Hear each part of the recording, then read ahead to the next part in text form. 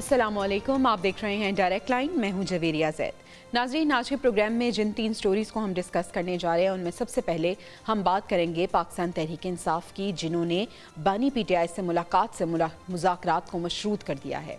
दूसरी तरफ हुकूमत की अगर बात करें तो उन्होंने पीटीआई के साथ मुज़ाकरात को मुस्बत करार दिया है। वो ये कह रहे हैं, अता तारड़ की अगर हम बात करें तो उन्होंने कहा है कि 2025 जो है वो बड़ा इस्तेहकाम का साल रहेगा और बड़ी मुस्बत पेशरफ्त हो रही है मुज़ाकरात के हवाले से। लेकिन दूसरी तरफ हम देख रहे हैं कि बानी पीटीआई से जो पीटीआई की मुज़ाकराती कमेटी है उनकी मुलाकात भी नहीं करवाई जा रही। इसी वजह से पाकिस्तान तहरीक इंसाफ ये कह रही है कि जब तक हमारी मुलाकात नहीं होती मुज़ाकरात यहीं पर रुके रहेंगे, आगे नहीं चलेंगे। चल क्या रहा है इस पे अपने पैनल की राय जानने की कोशिश करेंगे। आज की दूसरी में हम बात करेंगे, सुप्रीम कोर्ट में सिविलियंस के मिलिट्री ट्रायल केस की समाअत हुई है और इस दौरान बड़े दिलचस्प रिमार्क्स भी रहे। सुप्रीम कोर्ट ने करार दिया है कि वजारत दिफा एग्जीक्यूटिव इदारा है, आइन के मुताबिक एग्जीक्यूटिव अदलिया का किरदार अदा नहीं कर सकता, जबकि फौजी अदालतों के केस में बुनियादी सवाल आईनी है।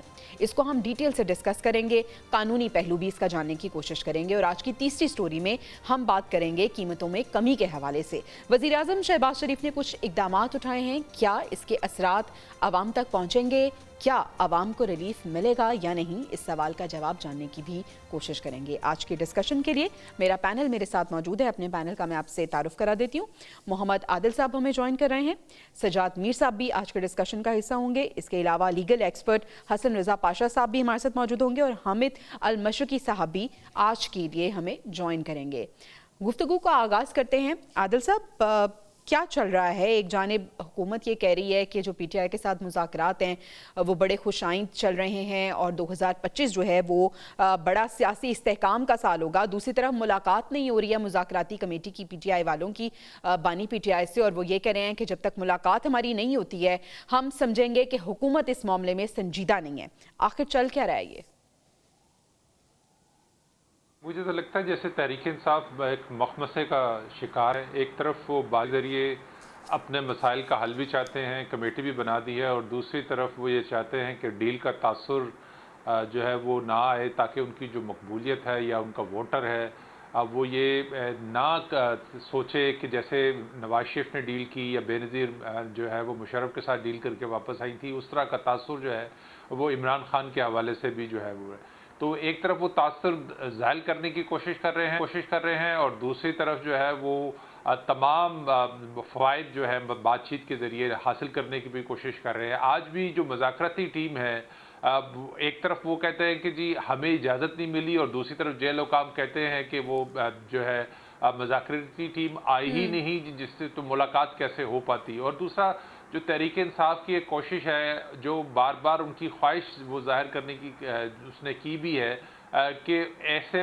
उनकी बानी पीटीआई से जो मुलाकात है उसमें कोई हर्डल ना हो, कोई उसकी रिकॉर्डिंग ना हो, कोई उसको ना सुनने वाला हो, वो जो बात है वो आपस की बात हो और वो लीक भी ना हो। तो इस तरह की जेल में बंद जो लोग हैं उनकी अगर इस किस्म की ख्वाहिश होगी, वो तो मुझे नहीं लगता कि वो पूरी होगी। और हुकूमत इस सारे मामले में जब से ये मुलाकात का मामला सामने आया है, हालांकि हुकूमत को जो है वो इसमें एक कदम आगे बढ़ना चाहिए था, तहरीक इंसाफ के लिए को फैसिलिटेट करना चाहिए था, लेकिन हुकूमत बिल्कुल खामोश जो है इस सारी सूरत हाल में नज़र आ रही है। लगता है ऐसे है कि हुकूमत के बस में नहीं है कि वो बाज़ाब्ता कोई ऐसी मुलाकात का एहतमाम कर सके तहरीक इंसाफ से। तो दोनों पार्टियां में सवाल फिर आदिल साहब ये कि अगर हुकूमत के बस में नहीं है तो फिर किसके बस में है? सजाद मीर साहब, किसका इख्तियार है मुलाकात कराने में, किसका इख्तियार है फैसले करने में?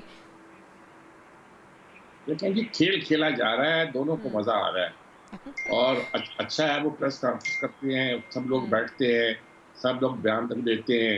अब सबका अपना अंदाज होता है, कोई चेहरे पे शक्लें डाल के बात करता है, कोई अपनी तरफ से बड़ी तांट करता है, कोई बड़ी दानिशवराना तरीके से गुफ्तगू करता है, उधर से भी कोई बोल पड़ता है। वो कह देते हैं कि अगर ये तहरीरी तौर पर कुछ नहीं देते इसका मतलब मुज़ाकरात में सीरियस नहीं है। यानी हर एक आदमी का एक पॉइंट ऑफ व्यू पैदा हो गया है और 8-10 पॉइंट ऑफ व्यू जो है वो इस वक्त मार्केट में चल रहे हैं।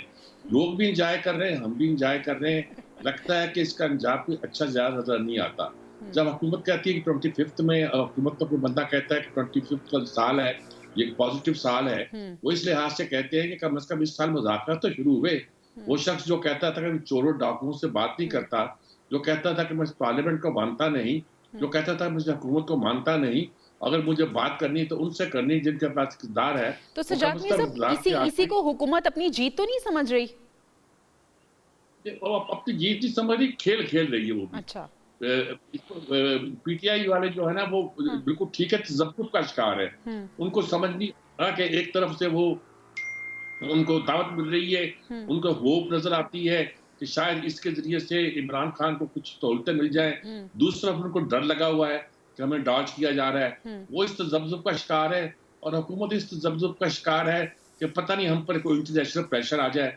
अगरचे लोकल एस्टैब्लिशमेंट किसी सूरत भी नहीं चाहती कि इसको रहा किया जाए या इसको कोई छूट दी जाए, कोई इंटरनेशनल प्रेशर आ सकता है, तो वो भी बैलेंस करने अच्छा, की एक कोशिश कर तरफ रही है। हुकूमत, एक तरफ हम देख रहे हैं कि पीटीआई तज़ब्ज़ुब का शिकार नज़र आ रही है, दूसरी तरफ जिस तरह से आदिल साहब ने बात की कि वो इस तासुर को ज़ायल करने की कोशिश कर रहे हैं कि कोई डील चल रही है। लेकिन हामिद अल-मशरिकी साहब, इसको फिर हम चोर की दाढ़ी में तिनका कह सकते हैं? जी जवेरिया, बात ये है दोनों अपनी अपनी जीत की खुशफहमी में मुब्तला हैं। अच्छा। हकीकत ये है कि ये दोनों की हार के साथ साथ मैं ये समझता हूँ कि अवाम के अंदर मजीद बेचैनी और मायूसी फैला रहा है कि जो जो दो जमहूरी कुव्वतें अगर बात करती हैं और दोनों इशारा जो है वो तीसरी तरफ कर रही हैं, दोनों तीसरी तरफ की तरफ से कोई ग्रीन सिग्नल की मुंतजिर है, एक तरफ से कोई अमेरिका की तरफ से देख रहा है तो कोई इस्लामाबाद में किसी और देख रहा है। बात यह है कि क्या इस सारी सूरत हाल के अंदर कोई ऐसा नहीं है जो ये कह सके कि भाई मेरे पास मैंडेट है, मैं इख्तियार रखता हूं कि अगर कोई मुआहिदा हुकूमत करेगी तो हुकूमत उसके ऊपर अमलदारी भी करवा सकेगी। इसी तरह पीटीआई में कोई ऐसी शख्सियत नहीं है जो ये कह सके जी कि खान साहब से मेरी बात हो गई है, अब जो मैं फैसला करूंगा या जो हमारी कमेटी फैसला करेगी उस पर अमल दरामद भी होगा। बदकिस्मती ये है कि असल में ऐसे लग रहा है जैसे दोनों अवाम को कंफ्यूजन में रख के टाइम गेन कर रहे हैं और दोनों की कोशिश ये है कि किसी ना किसी तरह कोई ऐसा हो, ऐसी करवट इस ऊंट को बिठाया जाए कि अपनी फतह नजर आए। लेकिन हकीकत ये है कि मैं ये समझ रहा हूँ कि इस सारी सूरत हाल के अंदर सबसे ज्यादा जो अवाम है उनको तज़ब्ज़ुब का शिकार किया जा रहा है। अवाम के अंदर मैं बार बार कहता हूँ कि जमहूरियत के हवाले से, सियासी जमातों के हवाले से, जमहूरी सिस्टम के हवाले से मजीद मायूसी फैलती है कि अगर ये एक जगह बैठते नहीं हैं और बैठते हैं तो किसी तीसरी कुव्वत की तरफ मुंतजिर होते हैं दोनों पार्टियां। और बदकिस्मती ये है कि मौजूदा सूरत हाल के अंदर मुझे ये मुज़ाकरात कोई नतीजा खेज होते नजर नहीं आ रहे और उसकी सबसे बड़ी वजह यह है कि किसी के पास भी, ना हुकूमत के पास भी ऐसा मैंडेट नजर आ रहा है कि वो कोई बड़े फैसले कर सके और ना ही पीटीआई के पास भी ऐसा इख्तियार नजर आ रहा है जिसके तहत पीटीआई की कमेटी या लीडरशिप कोई फैसला कर सके। आपको ये मुज़ाकरात नतीजा खेज नजर नहीं आ रहे। आदिल साहब, हम देख रहे हैं कि अपेरेंटली हुकूमत जो है उसका मौक़िफ़ बड़ा पॉजिटिव हमें नजर आ रहा है। इससे पहले मुज़ाकरात को भी लेके बहुत सी बातें होती रही कि वो लोग मुज़ाकरात की पेशकश कर रहे हैं जो बात करना नहीं चाहते थे, लेकिन अब अचानक से अता तारड़ साहब का ये कह देना कि बड़ा मुस्बत पेशरफ्त हो रही है और 2025 बड़ा अच्छा साल रहेगा सियासी लिहाज से, इसको आप फिर किस तरह से देख रहे हैं? और अगर मुज़ाकरात जो हैं वो सिर्फ ऐसे खेल ही खेला जाना है तो फिर इसको ख़त्म कर दिया जाए?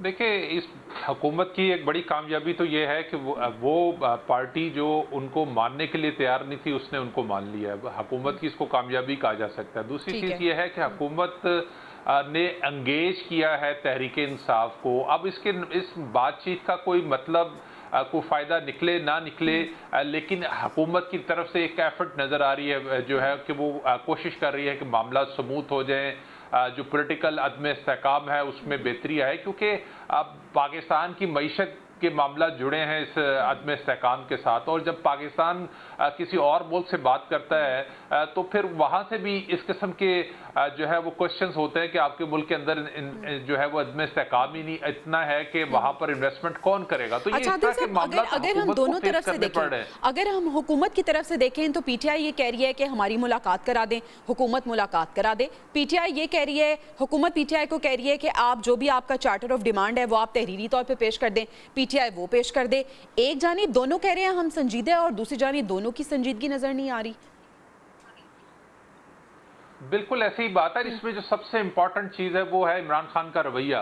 आप कल का उनका जो उनके अकाउंट से जो मैसेज कन्वे किया गया और जिस किस्म की लैंग्वेज दोबारा जो मिलिट्री एस्टैब्लिशमेंट के खिलाफ इस्तेमाल की गई या हुकूमत के हवाले से बातचीत की गई, यानी कि आप एक तरफ चाहते हैं कि एस्टैब्लिशमेंट कोई नरम गोशा आपके लिए रखे, दूसरी तरफ आप हुकूमत से बात चेक कर रहे हैं ताकि आपको कोई रिलीफ मिले, लेकिन आप अपना लबो लहजा जो है वो उसी टोन में बात कर रहे हैं ताकि आपका जो वोटर है वो ये तासुर ना ले कि आपकी कोई डील हो रही है। आप अपने मर्जी की चीज़ें जो है वो एस्टैब्लिशमेंट पर और हुकूमत पर इम्पोज भी करना चाहते हैं और अपना फायदा भी उठाना चाहते हैं, लेकिन दूसरी तरफ आप ये तासुर नहीं देना चाहते कि आपके कोई मामला जो है वो किसी डील के नतीजे में वैसे ख्वाजा आसिफ साहब ने भी यही कहा है, इनके रवैये को उन्होंने तनकीद का निशाना बनाया कि एक जानिब आप मुज़ाकरात की बात करते हैं, दूसरी जानिब आपकी जो लैंग्वेज है, आपको जो रवैया है वो तो संजीदा नहीं नजर आ रहा। सजाद मीर साहब, रवैयों में तब्दीली कितनी जरूरी है, खास तौर पे ऐसे वक्त में जब आपकी पार्टी भी मुश्किल में नजर आ रही है, आप खुद भी मुश्किल में है और दूसरा इस्तेहकाम नहीं आ रहा मुल्क में इस पूरी सिचुएशन से, तो रवैयों में तब्दीली कितनी जरूरी है? देखिए, रवैयों की तब्दीली की तरफ इशारा हुकूमत का एक आदमी करता है जिसका नाम ख्वाजा आसिफ है।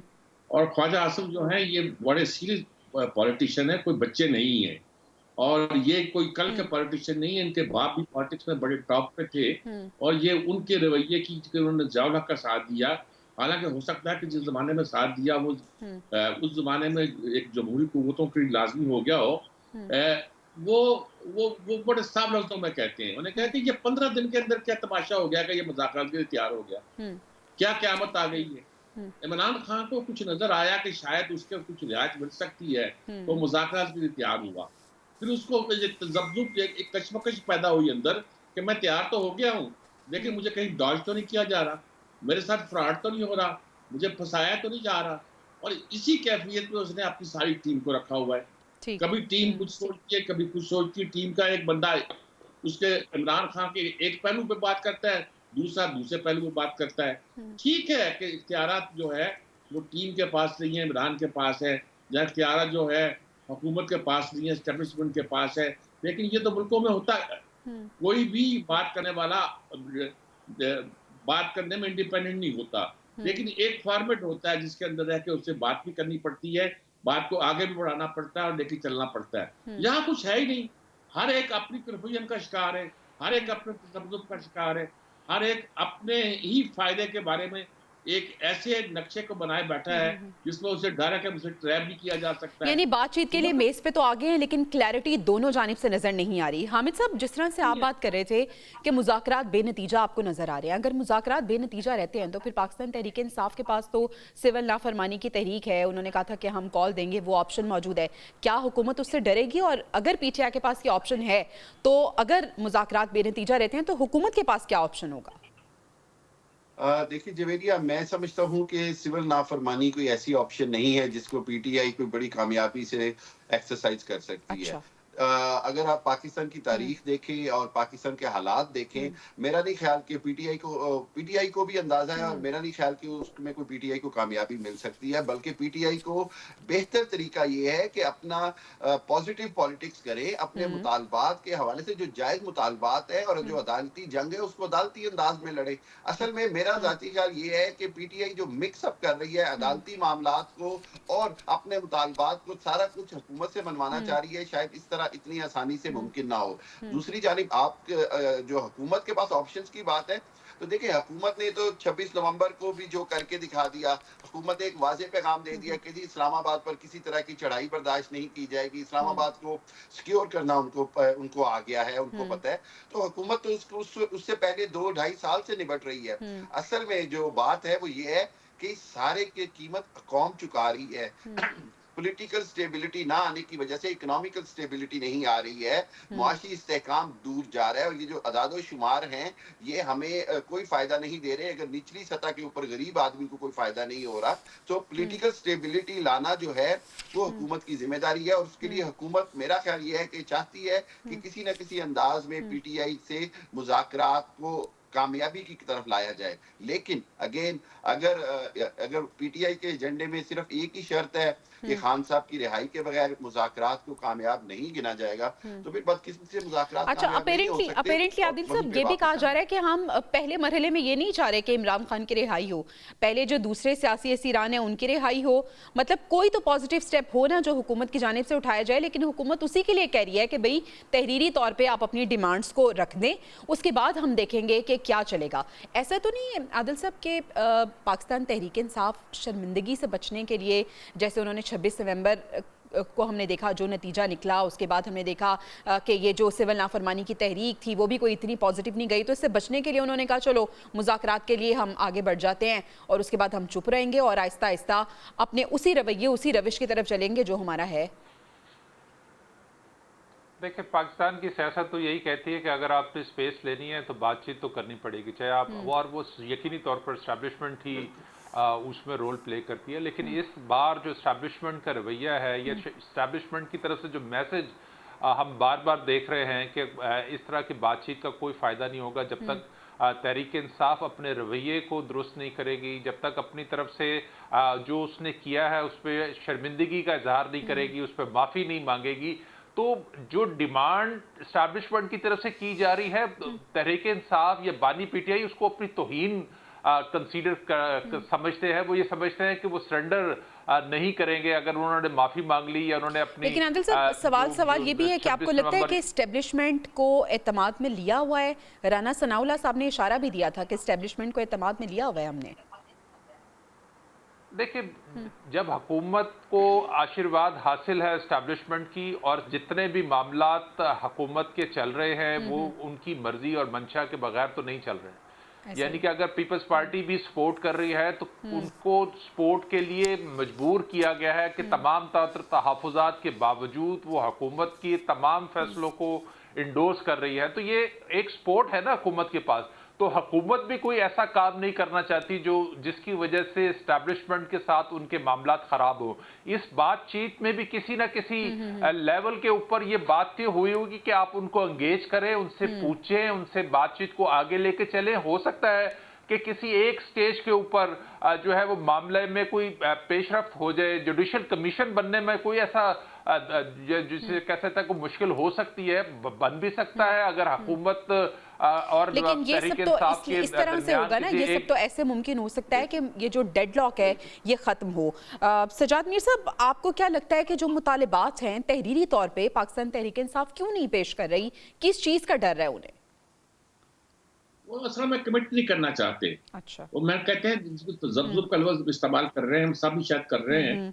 वो बात दुरुस्त है कि उनको डर है कि अगर हमने कोई बात मान ली और कल वो पूरी ना हुई और हमें बदलना पड़ा, हमें यू टर्न लेना पड़ा, तो उसके नतीजे के तौर पर हमारी और हैती होगी। ये बात तो वो ठीक सोचती है, लेकिन ये बात उनके करैक्टर को भी ज़ाहिर करती है कि वो किसी एक बात पर उनका तो एक ही मुतालबा है, इमरान को रहा कर दो। वो कहेंगे सब कैदियों को रहा करते हैं, इमरान को रहा नहीं करते। ये उनको काबिल कबूल नहीं होगा, क्योंकि बड़ी सेल्फिश जमात है, बड़ी सेल्फिश बेस है इसकी कि वो एक शख्स का गिर्द घूमती है। हम रोते थे खानदानों की लेगेसी के हवाले से कि विरासत का सिस्टम चल रहा है, एक ही खानदान की हुकूमत आ जाती है। लेकिन यहाँ तो मसला कि एक ही शख्स की हुकूमत है, वो जो चाहता है वो होता है। वो चाहेगा उसकी बीवी सियासत पे सबसे ज्यादा पीटीआई ने ही तनकीद की है। जी, पीटीआई ने तनकीद की ना विरासत पर। मैं कहता हूँ कि विरासत तो फर्द पर तनकीद कर लें आप, यानी विरासत की जगह तो बात की आएगी ना, इसके कोई बेटे, इसकी कोई बहन, कोई इसकी बीवी आगे आएगी तो हम विरासत की बात करेंगे। यहाँ तो खुद वो एक शख्स फैसलाबाद का घंटा घर बना हुआ है कि उससे पूछे बगैर आप चल नहीं सकते, और वो खुद कंफ्यूज है, क्योंकि बेसिकली वो पॉलिटिशियन नहीं है। हमारी सियासत में कुछ किरदार ऐसे आए हैं जो सियासतदान ना होते हुए भी फेर खेलते रहे हैं। जैसे असद खान था, वो सियासतदान का ज़हन नहीं रखता था, उसके साथ जब कुछ सियासतदान जुड़ा होता था तो बात और तरह करता था, और उसको सियासतदान नचाते भी थे उंगलियों पर। बिल्कुल, लेकिन बिल्कुल। वो आप बात कर रहे हैं कि अपनी अना, अपनी शख्सियत और उसके बाद जो पाकिस्तान तहरीक-ए-इंसाफ के यू टर्न है। हामिद साहब, एक जानिब हमने देखा कि अमरीका से गिला ये रहा कि अमरीकी मुदाखलत थी जिसकी वजह से सारे मसले मसाइल क्रिएट हुए। फिर ख्वाजा आसिफ साहब कहते हैं अब एनआरओ उन्हीं से मांगा जा रहा है अपेरेंटली। तो ये भी हुकूमत तनकीद कर रही है पाकिस्तान तहरीक-ए-इंसाफ पे। देखिए, बात ये है कि किसी भी हालत में मैं समझता हूँ कि अमेरिका की तरफ देखना या अमेरिका से उम्मीद लगाना जो है वो गलत है। चाहे पहले वाले मामलात के अंदर हो या अब हो।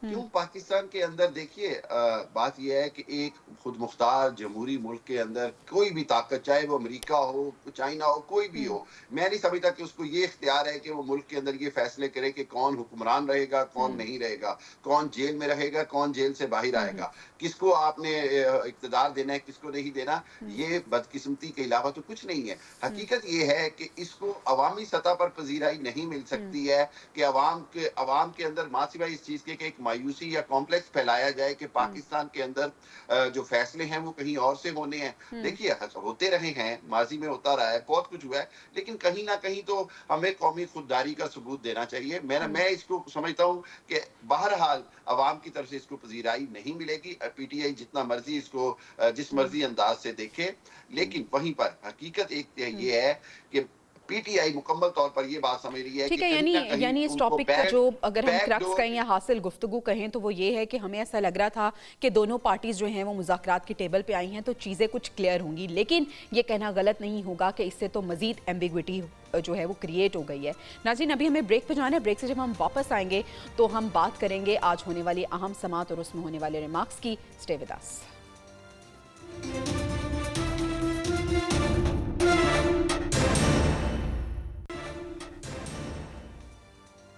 वेलकम बैक नाजरीन। आज सुप्रीम कोर्ट में सिविलियंस के मिलिट्री ट्रायल केस की समाअत हुई है और इस दौरान बड़े दिलचस्प रिमार्क्स भी रहे। सुप्रीम कोर्ट की जानिब से कहा गया है कि फ़ौजी अदालतों के केस में बुनियादी सवाल आइनी होता है। साथ ही साथ ये भी करार दिया गया है कि जो वज़ारत दिफ़ा है वो एग्जीक्यूटिव इदारा है। आइन के मुताबिक एग्जीक्यूटिव अदलिया का किरदार अदा नहीं कर सकता। इस पर बात करने के लिए लीगल एक्सपर्ट हसन रज़ा पाशा साहब ने भी वहीं ज्वाइन किया है। Thank you so much for joining us sir. Hasan साहब, किस तरह से आप देख रहे हैं, पहले तो हमें ये बताइएगा कि जो आज सुप्रीम कोर्ट के रिमार्क्स रहे फ़ौजी अदालतों के केस में, उन्होंने कहा है कि जो बुनियादी सवाल है वो आइनी है। इसके साथ साथ आइन के आर्टिकल 8 सबसेक्शन 3 का भी जिक्र हुआ है। इस आइन का जो आर्टिकल है 8 सबसेक्शन 3 वो अफवाज के डिसिप्लिन और कारकर्दगी के हवाले से क्या कहता है? देखें, जो आर्मी एक्ट है वो सिर्फ आर्मी पर्सनल्स के लिए है। उनका नज़्म नस्क और उनकी तंजीम को मद्देनज़र रखते हुए आर्मी एक्ट पे अमल दरामद होता है। और जहाँ तक ये ऑब्जर्वेशन है honourable supreme court of Pakistan की कि वज़ारत दिफ़ा एग्जीक्यूटिव इदारा है और वो अदलिया का काम सर अंजाम नहीं दे सकता, तो ये बिल्कुल दुरुस्त है।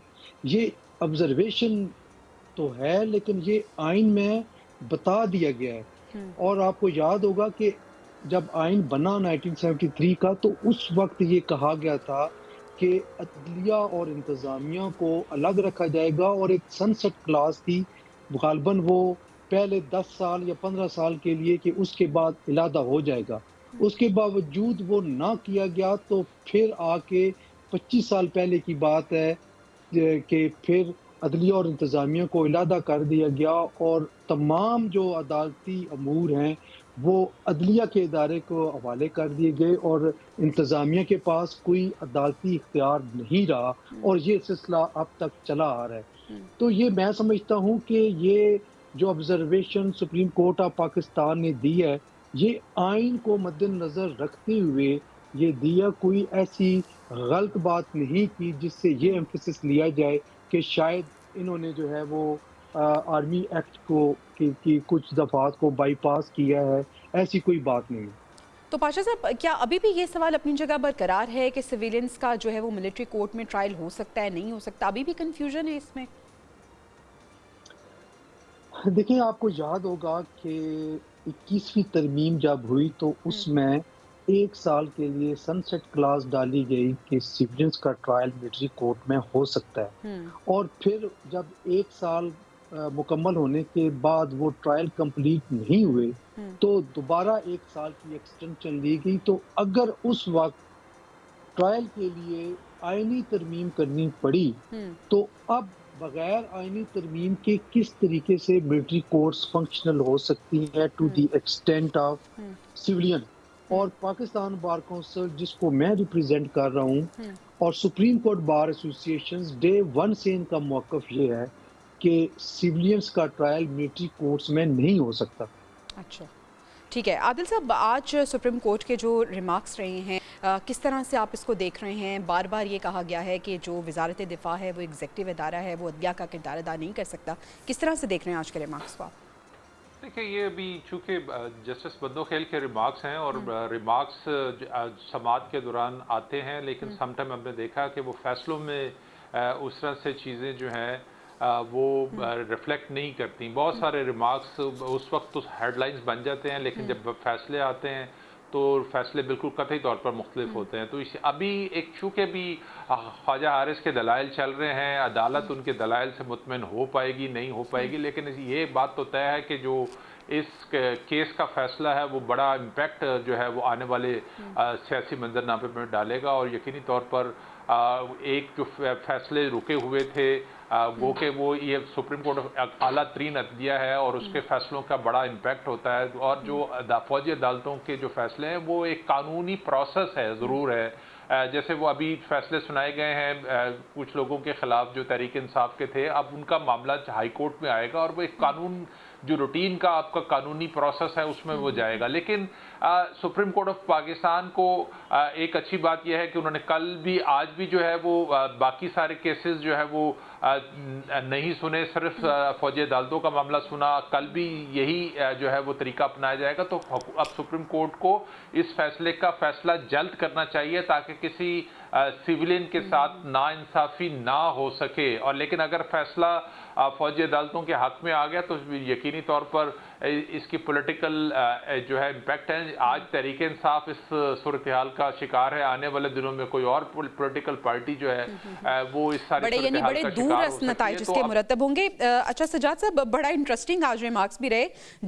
जमाल मंदोखेल साहब ने कहा है कि अगर कोई शहरी रोकने के बावजूद किसी फौजी चौकी के पास जाना चाहे तो क्या होगा? क्या रोकने के इल्जाम पर इस पर मिलिट्री कोर्ट में ट्रायल किया जाएगा? असल में बहुत इंटरेस्टिंग सूरत पैदा हो जाती है कि हम सुप्रीम कोर्ट के बहुत सारे फैसले और बहुत सारे ऐसे डिसीजन आते हैं या रिमार्क्स आते हैं जो एक खास सिचुएशन की पैदावार होते हैं। आज जो हम इस फिक्रे को बड़ी अहमियत दे रहे हैं, बहुत इसको अहम समझ रहे हैं, वो एक खास मुकदमे की या एक खास सूरत हाल की पैदावार है। हमारे यहाँ तो ये भी हुआ है कि सुप्रीम कोर्ट ने एक आदमी को फांसी दे दी और फांसी देने के 50 के बाद फैसला दे दिया कि फांसी गलत दी गई है। यानी इससे ज़्यादा क्या हो सकता है? और ये तो खैर आम होता आया है कि एक नहीं, एक से कई ज़्यादा मसाले हैं कि एक आदमी की सजाए मौत हो गई, फांसी लग गई और उसके कोई 4 साल 5 साल के बाद फैसला आ गया तो उसको बरी कर दिया जाए, तो बेकसूर था।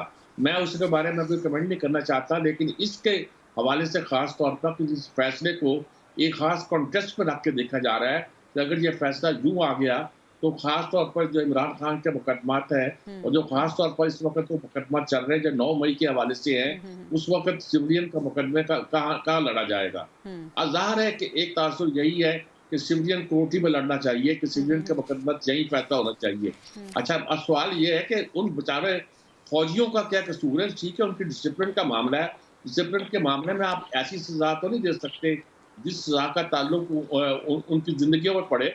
आप उनको रिप्राइंड कर सकते हैं, उन्हें हटा सकते हैं, लेकिन यहाँ तो सजा देने का मामला आता है। सजा दी जाती है और वो भी एग्जेक्टिव सजा देती है और वही सजा देती है जो प्रोसिक्यूटर है, वही प्रोसिक्यूटर है, वही एग्जेक्टिव है, वही जुडिशरी का काम करता है।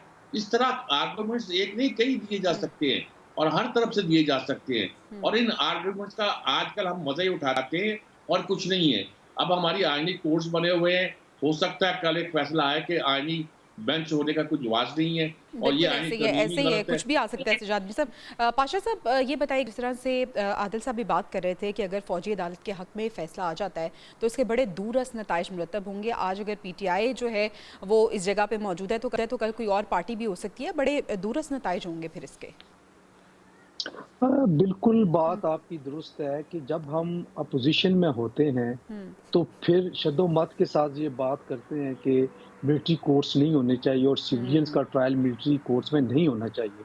लेकिन जब भी जिस वक़्त हम इक़्तिदार में आ जाते हैं, तो फिर इस बात को भूल जाते हैं कि अपोज़िशन में हमने सफ़र किया और अब ये वक़्त आ गया है कि इक़्तिदार हमारे पास है, असेंबली में मेजॉरिटी हमारे पास है और आर्मी एक्ट में अगर आपने अमेंडमेंट करनी है तो उसके लिए 2/3 मेजॉरिटी नहीं चाहिए, हुँ, सिंपल मेजॉरिटी के साथ अमेंडमेंट कर सकते हैं। हुँ। लेकिन उसकी तरफ कोई नहीं जाता और फिर अल्टीमेटली क्या होता है कि वो उस जो व्हील है, वो उसका चक्कर जब मुकम्मल होता है तो वो अपोज़िशन में दोबारा आ जाते हैं और फिर वावेला करते सो ट्रू। हैं। आप देख लें कि पीटीआई के दौर में 26 सिविलियंस के ट्रायल मिलिट्री कोर्ट्स में हुँ, हुए, उस वक़्त कोई नहीं बोला, बल्कि वो उसमें जो सज़ा हुए थे, हुँ, वो हुँ। अभी तक सज़ा भुगत रहे हैं, जेल में है वो। तो और मैं उस वक़्त समझता उस हूँ वक़्त कि जो एक इक़्तिदार में थी पार्टी उन्होंने बड़ा एप्रिशिएट किया था। जी, बिल्कुल हुँ, और ये कहा था कि ये वक़्त की ज़रूरत है हाँ। कि मिलिट्री कोर्ट्स कायम रहें हुँ, और वो ट्रायल करें हुँ, दहशतगर्दों का। अब दहशतगर्द किसी को कह देना हुँ, दैट इज़ नॉट सफिशिएंट हुँ, अंटिल एंड अनलेस आपके पास सफिशिएंट एविडेंस हुँ, मौजूद ना हो। हुँ, अब आप देख लें कि आज दहशतगर्दी के पर्चे उन पे भी हुए हैं जिनके पास एक डंडा था। अब देखना ये है कि हुँ, क्या हुँ, डंडा और उसके ऊपर एक झंडा लगा हुआ है, हुँ, तो क्या वो दहशतगर्दी की तारीफ में आता है? हुँ, तो ये सारी चीज़ें बहरहाल हुँ, देखने वाली हैं और हुँ। इसको कानूनी और आईनी तरीके से देखना पड़ता है। तो बिल्कुल, एक ऐसे ही इन चीज़ों क्वेश्चन को कानूनी और बहरहाल आईनी तरीके से देखने की ज़रूरत है और ये भी याद की ज़रूरत है कि अगर आप आज इक़्तिदार में हैं, तो कल को आपने ऑपोज़िशन में भी जाना है और इस तरह के फ़ैसलों के असरात आप पे भी आ सकते हैं। बहुत शुक्रिया हसन रज़ा पाशा साहब, लीगल एक्सपर्ट हमारे साथ मौजूद थे। नाज़रीन, हमें भी ब्रेक पे जाना है, ब्रेक से वापस आएँगे तो हम बात करेंगे कि हुकूमत ने अखराजात में कमी का ऐलान किया है, क्या आवाम तक इसके फ़ायदा पहुँच सकेगा या नहीं? ये जानने की कोशिश करेंगे ब्रेक के बाद। Stay with us.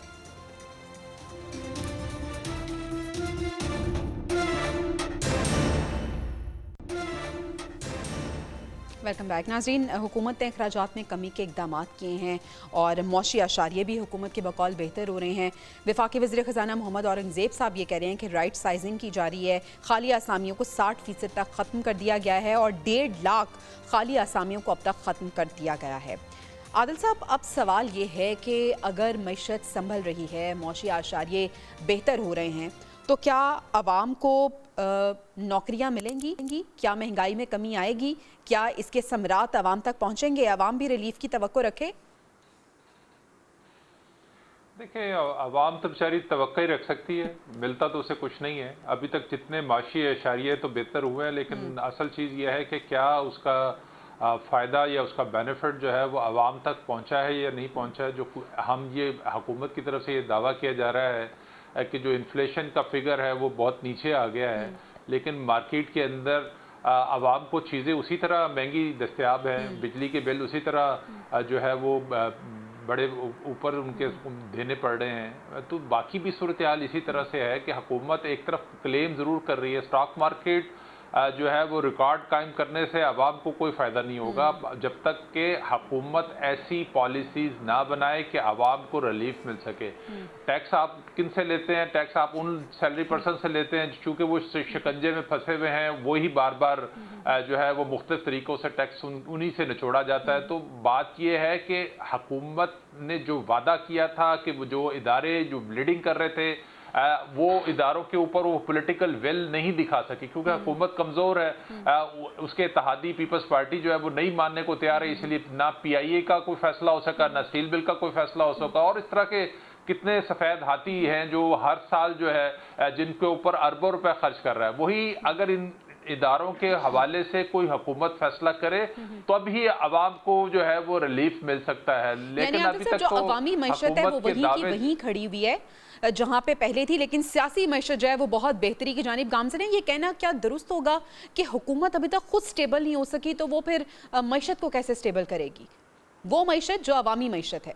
देखिए देखिए हुकूमत के पास तो बिसाखियों पे खड़ी है, उसने क्या मुस्तहकम होना है। वो तो अभी तक जितनी मामलात को लेके चल रही है, बदकिस्मती ये है कि यहाँ पर हर दौर में 2-2 3-3 जो है वज़ीर ख़जाना आते हैं और फिर वही एक ही तरह का मईशत का चूरन जो है वो अपने अपने तरीके से बेचने की कोशिश करते हैं। इस वक्त भी एक कोशिश की जा रही है, माशी इशारिये जो है वो बेहतर से बेहतर दिखाने के जो है वो दावे किए जा रहे हैं, लेकिन असल इम्पैक्ट उनकी उन पॉलिसीज का है जो अवाम के ऊपर असरअंदाज होंगी। अवाम को रिलीफ अभी तक नहीं मिल पाया, अवाम उसी तरह मुश्किल का शिकार है। तो जब हुकूमत अवाम के लिए नहीं सोचेगी, सिर्फ अपने माशी इशारिये बेहतर करने की जो है बात करेगी, अब जो नया प्लान जो हुकूमत लेके आई है उसमें कौन से कोई आप उनके देखें जो फिगर्स हैं, जो दावे हैं, वो हकीकत से उनका ताल्लुक ही कोई नहीं है। सिर्फ कागजी कार्रवाई से मामला हल नहीं होंगे, ना बेशक बिल्कुल ऐसे सजाद साहब, एक होती है रियलिस्टिक अप्रोच, एक होती है अनरियलिस्टिक अप्रोच। रियलिस्टिक अप्रोच ये कह रही है कि अवाम वहीं के वहीं है, अवाम के लिए महंगाई वैसी की वैसी है, कोई मुस्बत तब्दीली जो है वो नहीं आई है। लेकिन अगर हम देखें दूसरी तरफ अनरियलिस्टिक अप्रोच, तो मौशी आशारिये भी बेहतर हैं, स्टॉक एक्सचेंज भी बहुत तरक्की कर रही है, बहुत जो है फिगर आगे जा रहा है। अवाम को रिलीफ कब मिलेगा? क्या हुकूमत अवाम का सोचेगी कभी? देखिए, बात यह है कि जहाँ तक इशारियों का ताल्लुक है वो तो यकीनन बेहतर हुए हैं। आपका स्टॉक मार्केट बेहतर हुई है, आपका डॉलर स्टेबल है, आपके ज़रिए मुबादला के ज़खायर अपने पाँव पे खड़े हैं। इनका फ़ायदा क्या हुआ? फ़ायदा ये हुआ कि इमरान ने अच्छा तबसरा किया, सुना है, उनके नाम से मंसूब तबसरा एक आया, जेल से तबसरे आते हैं बाहर, और उसमें से तबसरा ये आया कि मईशत रुक तो गई है लेकिन बेहतर नहीं हो रही, आगे नहीं बढ़ रही। ऐसे ही अब है। ये हो रहा है कि अगर सब्र कीजिए, ये सारे इशारे ठीक ना हुए होते, जहाँ वो बातें बेहतर ना हुई होती जिनकी तरफ हुकूमत इशारा करती है, तो अवाम का क्या हाल हुआ होता? बिल्कुल कुछ उम्र निकल गया होता। जिस सतह से महंगाई बढ़ रही थी और जिस सतह से हमारे ये इशारे गिर रहे थे और हमारी मईशत का हाल बुरा हो रहा था, अब भी पैसे मांगते हैं, कुछ गुजारा करते हैं, कुछ चलती है। इससे ये बात तो हुई है कि महंगाई उस लेवल पर ही है जिस लेवल पर आपको साल 2 साल पहले मिलती थी। कुछ चीज़ों बहुत ही आगे पीछे हुई है, कहीं भी ज़्यादा हो गई है, तो जिनकी कम हुई है वो तो बराए नाम है। 2-4 चीज़ें हैं जिनकी कम हुई हैं, कुछ चीज़ों में परेशान है। वज़ीर ख़जाना ने कहा कि दुनिया भर में दालों की कीमतें और मुर्गी के गोश्त की कीमतें कम हो रही हैं, पाकिस्तान में क्यों नहीं होती? इसका ना डॉलर की कीमत से ताल्लुक है, ना इसका ताल्लुक किसी और बात से है, बल्कि इसका ना आलमी मंडी से है, बल्कि इसका मतलब है कि इसका ताल्लुक सिर्फ एडमिनिस्ट्रेशन से है कि हम कंट्रोल ही नहीं कर पा रहे कीमतों को। हम ऐसा निजाम ही ला रहे कि लोकल सतह पर कीमतें कंट्रोल हो। चीज जो है मार्केट में आती है, पहुंचते पहुंचते मिडल मैन उसमें ठीक है, यानी अब सवाल ये है कि अगर हमने मौशी अशारिये स्टेबल कर दिए हैं, तो अब वो कौन से मेजर हमें सब लेने की जरूरत है जिससे अब इसके जो समरात हैं वो अवाम तक पहुंचे? देखिए जवेरिया, जब बात होती है राइट साइजिंग की, तो वहां पर सबसे अहम बात ये होती है कि क्या हुकूमत प्राइवेट सेक्टर को इतनी सपोर्ट कर पा रही है कि वहां पर जॉब अपॉर्चुनिटीज निकले। आपने कह दिया आपने 1.5 लाख असामियां खत्म कर दी, आपने वजारतें खत्म कर दी, बहुत अच्छा इकदाम है। हुकूमत के ऊपर सरप्लस बोझ खत्म होना बड़ा जरूरी है, लेकिन उसके साथ साथ हुकूमत की जिम्मेदारी है कि प्राइवेट सेक्टर को मजबूत करे। यहाँ तो फैक्ट्रियां बंद हो रही हैं, फैसलाबाद में, दूसरी जगहों पे, सिंध में, सब जगह पे सूरत हाल ये है कि हुकूमत के लिए जरूरी ये है कि जब इशारिये बेहतर है तो वो बिजनेसमैन तबके को तो नजर आए, बिजनेस तो चलते, फैक्ट्रियां दोबारा से। जितना पाकिस्तान के अंदर सबसे अहम काम ये है कि प्राइवेट सेक्टर के अंदर जॉब अपॉर्चुनिटीज, काम के मौके जब तक क्रिएट नहीं होंगे, बेरोजगारी खत्म नहीं होगी, अवामी सतह के ऊपर बिजली सस्ती नहीं होगी, वजीर आजम ने खुद भी इसको माना है, बिजली सस्ती नहीं होगी। और सबसे बड़ी बात यही है जवेरिया कि हुकूमत की जिम्मेदारी है कि प्राइवेट सेक्टर को सपोर्ट किया जाए ताकि पाकिस्तान के अंदर जो मईशत है वो ट्रैक पर आए और उसके सम्राट जो हैं वो ग्रास रूट तक जाएं, नीचे तक जाएं। महंगाई के इशारे मैं नहीं समझता कि इतने कोई फर्क पड़ा है। महंगाई वहीं की वहीं खड़ी है, अवाम की मुश्किलात वहीं की वहीं हैं। अवाम को तब नजर आएगा बिल्कुल ऐसे अवाम की मुश्किलात वहीं की। मैं हुकूमत को अब ये सोचना है कि मौशी आशारिये तो बेहतर कर लिए हैं, अब ऐसे इकदाम उठाएं जिसके सम्राट अवाम तक पहुंचे, जिससे अवाम भी खुश हो हुकूमत से। नाज़रीन, प्रोग्राम से इजाजत दीजिए, आपसे कल मुलाकात होगी। अल्लाह निगहबान।